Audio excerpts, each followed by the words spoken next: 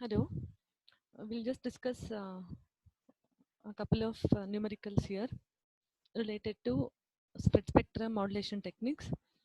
First one, a pseudo noise sequence is generated using a feedback shift register of length m is equal to 4. That means there are 4 flip-flops. So what will be the maximum length of the PN sequence that can be obtained with this 2 power 4 minus 1, which is equal to 15. That is one of the questions here. The chip rate is 10 power 7 chips per second. Find the following parameters. So PN sequence length, like length of PN sequence, as I said, 2 power 4 minus 1, 15. And chip duration of the PN sequence, chip duration is 1 by chip rate, that is 0.1 microsecond. And PN sequence period, 15 bits, correct, multiplied by chip duration, which is 1.5 microseconds. It's a simple one, straightforward. Second one, this also, I think it is straightforward.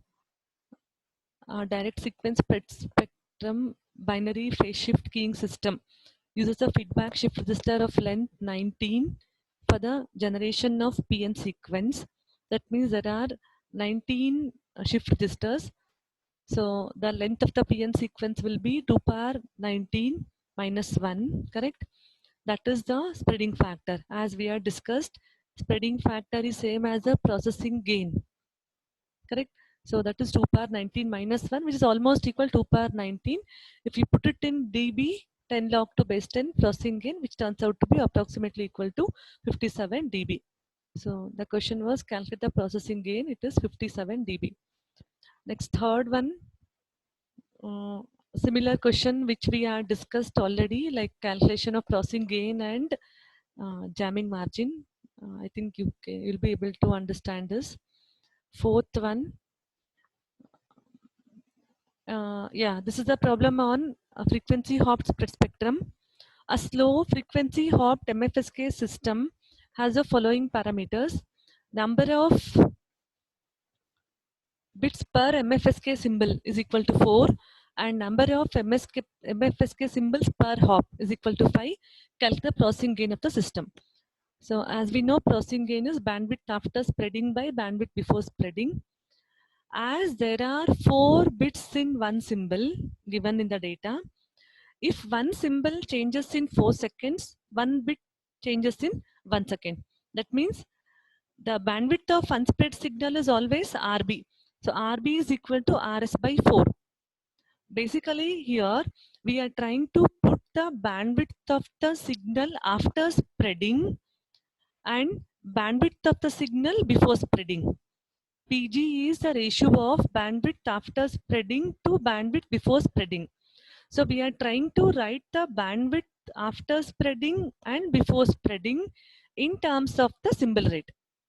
So first we are writing bandwidth of unspread signal, that is RB in terms of symbol rate. So it's very clear RB is equal to RS by 4 because there are 4 bits in one symbol. So you can say 1, 2, 3, 4. 4 bits together form one symbol. So if one symbol changes in 4 seconds, naturally one bit should change in 1 second. So RB is 1 by 4th of RS in this case.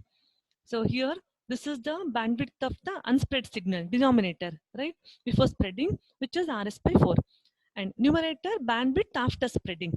Because there are 5 symbols in one hop, 5 symbols in one hop implies bandwidth of spread signal is 5 times RS. So 5 times RS divided by RS by 4, the answer is 20. RS gets cancelled, 20. And putting it in dB, the answer is 13 dB. Similar lines, there's one more problem on fast frequency hopping spread spectrum technique, where only difference is here it was number of MS. This is the case of slow frequency hopping. There were 5 symbols per hop, and in this problem there are, to transmit one symbol we are using 4 hops. So symbol rate is slower than lesser than the hop rate. Okay, so hop changes, frequency changes very quickly compared to symbols. So similar to the previous problem, here also like PG is 4 RS, which is the bandwidth of the signal after spreading, and this is bandwidth before spreading. It is similar to the previous problem, and answer is 16 as a ratio, and in decibel it is 10 log to base 10 of 16, which turns out to be 12 dB. Thank you.